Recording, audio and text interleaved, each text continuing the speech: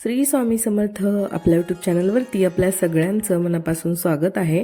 आज आपण बघणार आहोत शरद पौर्णिमा म्हणजेच कोजागिरी पौर्णिमा नेमकं कधी आहे.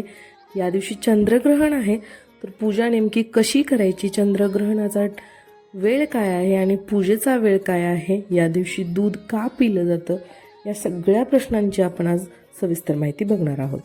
शरद पौर्णिमा अश्विन महिन्याच्या शुक्ल पक्षाच्या पौर्णिमेला साजरी केली जाते.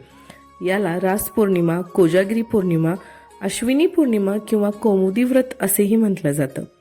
शरद पौर्णिमेच्या दिवशी चंद्र पृथ्वीच्या अगदी जवळ असतो. असं म्हटलं जातं की शरद पौर्णिमेच्या रात्री चंद्रातून निघणारी किरणे हे अमृतासारखी असतात. म्हणून या दिवशी लोक खीर किंवा दूध तयार करतात आणि रात्री चंद्रप्रकाशामध्ये ठेवतात. नंतर प्रसाद म्हणून ते ग्रहण करतात. शरद पौर्णिमेचा दिवस देवी लक्ष्मीला समर्पित आहे आणि या दिवशी देवी कोजाग्रीती म्हणजेच कोण जागृत आहे म्हणून पृथ्वीवरती फिरत असते. तर या दिवशी जो कोणी जागृत असतो किंवा देवीची पूजा करतो, देवी त्यांना भरभरून आशीर्वाद देते. यावर्षी अश्विन महिन्याची पौर्णिमा म्हणजेच कोजागिरी पौर्णिमा 28 ऑक्टोबर रोजी पहाटे 4:17 सुरू होणार आहे. ही तारीख दुसऱ्या दिवशी 29 ऑक्टोबर रोजी सकाळी 1:53 संपेल. उदयतिथी आणि पौर्णिमेच्या चंद्रोदयाची वेळ दोन्ही 28 ऑक्टोबर रोजी येत आहेत. त्यामुळे शरद पौर्णिमा 28 ऑक्टोबरला साजरी केली जाणार आहे. शरद पौर्णिमेला चंद्रोदयाची वेळ आहे संध्याकाळी 5:20. या दिवशी म्हणजे कोजागिरी पौर्णिमेच्या दिवशीच शनिवारी 28 ऑक्टोबरला मध्यरात्री 1:06 चंद्रग्रहण सुरू होणार आहे. 29 ऑक्टोबरला मध्यरात्री 2:02 समाप्त होईल. 2023 मधील हे शेवटचं चंद्रग्रहण आहे, जे की अश्विन महिन्याच्या शरद पौर्णिमेच्या दिवशी आलेलं आहे. तर चंद्रग्रहण असताना आपण पूजा करू शकतो का? तर हो, चंद्रग्रहण असताना आपण पूजा करू शकतो. आणि 28 ऑक्टोबर रोजी आपल्याला 12 वाजेपासून 1:15 पर्यंत पूजेचा टायमिंग आहे. तर या टायमिंगमध्येच आपल्याला ही पूजा करून घ्यायची आहे. चंद्रग्रहणादरम्यान 28 ऑक्टोबरला दुपारी 3:15 सुमारास सुतक सुरू होईल आणि ग्रहण संपेपर्यंत ते चालू राहील. सुतक काळापासून चंद्रग्रहण होईपर्यंत कोणतेही शुभ कार्य करू नये असं म्हटलं जातं. ग्रहण काळात नकारात्मक शक्तीचं वर्चस्व सुरू होतं अशी मान्यता आहे. तर आपण या काळामध्ये कोणतीही शुभ कार्य करायची नाहीत. पण आपण रात्री 12 वाजल्यापासून 1 किंवा 1:15 पर्यंत आपण माता लक्ष्मी, कुबेर, इंद्र, देव चंद्र आणि भगवान विष्णू यांची पूजा करायची आहे. तर सगळ्यात अगोदर एका पाटावरती आपण लाल वस्त्र अंथरून घ्यायचं आहे. पिवळं सुद्धा तुम्ही अंथरू शकताय. त्यानंतर दिवा लावायचा आहे, कारण कोणतीही पूजा करत असताना आपण सगळ्यात अगोदर दिवा प्रज्वलित करतो. या ठिकाणी एक कलश स्थापन केलेला आहे आणि या कलशाची आज आपण देव इंद्र म्हणून पूजा करणार आहोत. कलशामध्ये पिण्याचं स्वच्छ पाणी आहे, त्यात एक फूल, 1 रुपयाचं नाणं, अक्षता, हळद, कुंकू असं वाहिलं आहे. त्यानंतर कलशावरती आपण कुंकुवाने स्वस्तिक काढून घ्यायचं आहे आणि 5 तिलक आपल्याला तांब्याच्या सभोवताली काढून घ्यायचे आहेत. त्यानंतर आंब्याचे किंवा खाऊचे 5 पानं आपल्याला त्या कलशामध्ये ठेवायची आहेत आणि त्यानंतर वरती नारळ ठेवायचा आहे. आणि आज आपण या कलशाची देव इंद्र म्हणून पूजा करणार आहोत. त्यानंतर माता लक्ष्मीची फोटो ठेवली.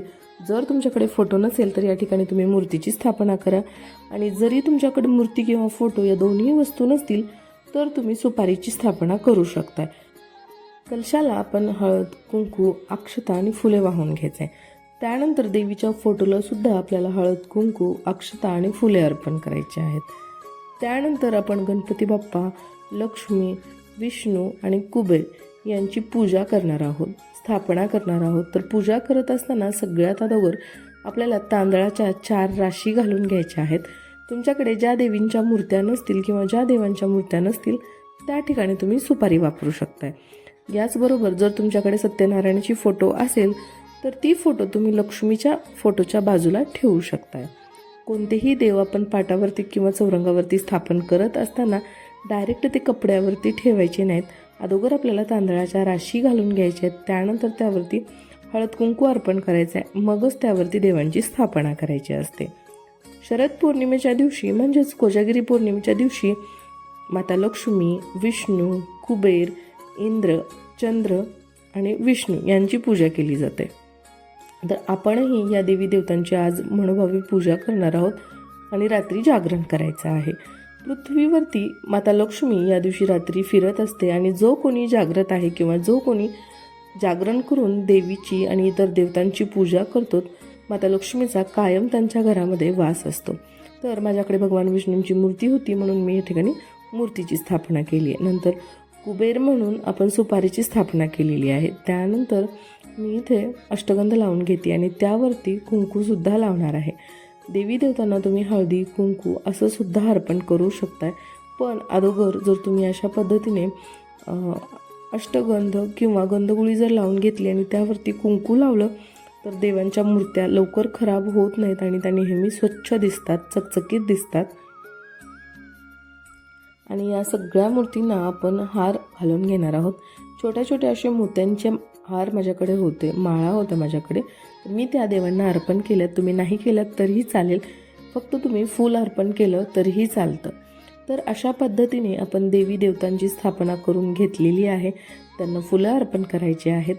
त्यानंतर आपण चंद्राची पूजा कशी करायची, तर तांदळाने आपण चंद्र काढून घ्यायचा आहे. चंद्र काढताना किंवा देवांच्या कोणत्याही पूजेमध्ये नेहमी अखंड तांदूळ आपल्याला वापरायचे आहेत.